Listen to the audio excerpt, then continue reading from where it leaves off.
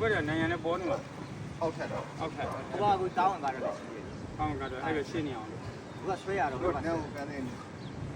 တရားသဘောရှိတော့မှလေတရားသဘောရှိမဲ့နေရာသူထားပြရမှာ ဟုတ်လေဒီနေ့က ဒီကလူနေများတဲ့နေရာကိုပြန်ဖွင့်ပေးဒီပါတဲ့နေရာဟိုဘက်ကကျတော့ရှင်းနေအောင်ပြန်ကြည့်လိုက်ဒီကောင်ကြတော့မင်းပတိဟုတ်တာတော့ကောင်းတယ် ဟေးအောင်ငါသားကောင်းတယ်မဆိုင်နဲ့တော့ အောက်ကနေမှဒီနေရာတော့ဒီလိုနေ